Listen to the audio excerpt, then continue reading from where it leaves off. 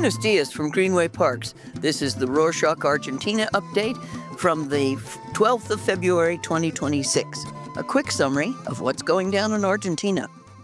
Let's start with the cost of living. On Tuesday the 10th, the INDEC, National Statistics Bureau, reported that inflation hit 2.9% in January. This is the fifth month in a row that price hikes have accelerated and brings the total increase over the last 12 months to nearly 33%. Food, restaurants, and utilities saw the biggest jumps. While the government managed to cool prices down toward the middle of last year, things have been creeping up again lately. This brings us to an update on the INDEC agency itself. Last week, we reported that Marco Lavagna, the head of INDEC, resigned unexpectedly. We now know his exit followed a disagreement with President Milei over when to start using a new system to measure inflation. The government decided to postpone the change, fearing it would make the monthly numbers look even higher, since the new formula gives more weight to public services.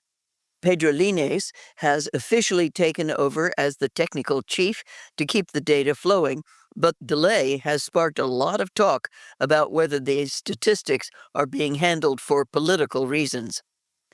Speaking of the government's plans, Argentina and the United States just signed a massive trade and investment deal. Pablo Quirno, Argentina's foreign minister, and Jameson Greer, a U.S. trade representative, inked the agreement, which removes the reciprocal tariffs on over 1,600 Argentine products. This effectively rolls back the 10% tariff President Trump imposed last year. The deal opens the door for Argentina to export more natural resources and pharmaceutical inputs while making it easier for U.S. machinery and medical devices to enter the local market. Beef is at the center of this new relationship. The U.S. issued a proclamation that expands the beef import quota for Argentina by 80,000 metric tons. This brings the total to 100,000 tons per year, 4 times the previous limit. While this is a win for local producers, the deal also means Argentina is opening its borders for several U.S. products like cheddar cheese and salami. President Milei is heading back to the States very soon to keep the momentum going. He changed his schedule to attend the inaugural meeting of Donald Trump's Board of Peace in Washington, D.C. on the 19th of February. This is a new international body that some think might eventually rival the United Nations. Trump launched the board in Davos in January, and it operates under a pay-to-play model where permanent members must contribute $1 billion to join. Trump serves as the chairman for life with exclusive authority to dissolve or create entities as he sees fit.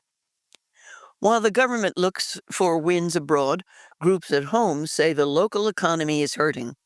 The Industrial Union of Santa Fe recently warned that the middle class is eroding because of job losses and falling incomes. According to their report, there are over 2,300 fewer manufacturing firms now than there were in late 2023. They're worried that the country is mortgaging its future by letting industrial plants empty out while financial returns become more attractive than actually making things. Since we mentioned Santa Fe, the central province is dealing with major unrest within its own security forces. Active and retired police officers held large protests this week in Rosario and the provincial capital to demand better salaries. In Rosario, officers and their families gathered with patrol cars and burned tires, causing major traffic jams. Pablo Cococcioni, the provincial minister of security, reacted quickly by suspending 20 officers and taking away their weapons. He says the protests are being driven by corrupt sectors of the force that were recently pushed out. On the subject of security forces, last week we mentioned the government's plan for a new immigration body. We now have more details. The government is moving forward with a national immigration agency, which will be led by Diego Valenzuela, the former mayor of Tres Febrero, a district in Greater Buenos Aires. This new agency will have much more power than the old one, focusing on security and border control. There is even talk of creating a specialized immigration police. This shift moves immigration from being a simple paperwork issue to a core part of the country's security strategy. On the legal front, there is a major update on the corruption case at ANDIS, the National Disability Agency. You might remember the agency was dissolved last year following bribery claims. Now, a local judge has ordered Diego Spagnuolo, the former head, and 18 others to stand trial. They are accused of running a criminal organization that took bribes from pharmaceutical companies in exchange for state contracts. The judge says the agency was used as a road to enrichment while neglecting the care of people with disabilities. On that note about leadership exits, Damian Reidel, one of President Millei's top advisors, resigned this week as the head of the state nuclear power firm, Nucleoelectrica. His departure comes after weeks of claims regarding overpricing in cleaning contracts and software services. This follows the suspension of two other managers, which we mentioned last week. While the government says Radel is leaving to focus on advising the president again, his time at the nuclear firm was marked by heavy friction with the technical staff and accusations of steering contracts to specific bidders. In a very sad update, a court has handed down a significant sentence in a medical malpractice case in Rio Negro in northern Patagonia. An anesthesiologist was sentenced to 3 years in prison and banned from practicing medicine for 7 years after a 4-year-old boy died during routine surgery. The investigation found the doctor had left the operating room to find a phone charger and was using his cell phone for 20 minutes during critical moments of the procedure.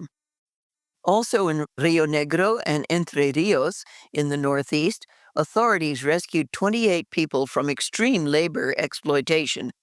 In the city of Viedma, in Rio Negro, a 15-year-old girl was found working in a field since she was 12, earning almost nothing.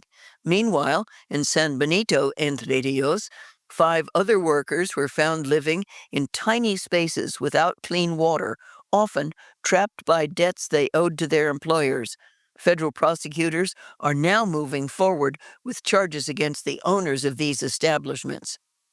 Let's move to some lighter news.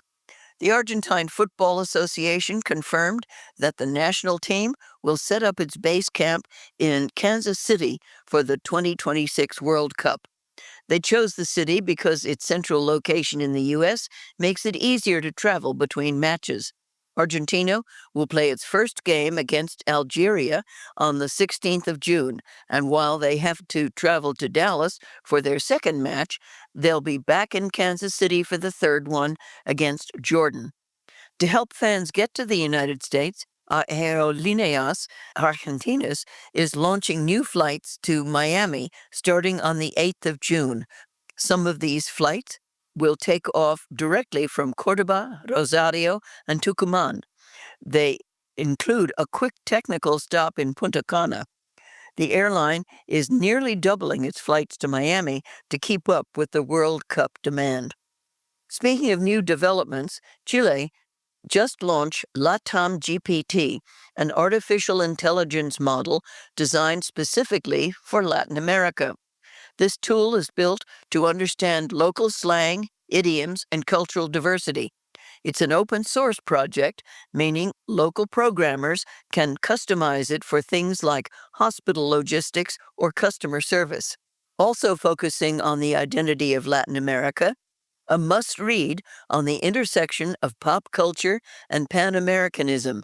Diego von Vacano, a professor of political science and contributor to the Buenos Aires Herald, recently published an op-ed in English titled Bad Bunny's Nuestra America. an analysis of the singer's Super Bowl halftime show as a modern vessel for Latin American political philosophy.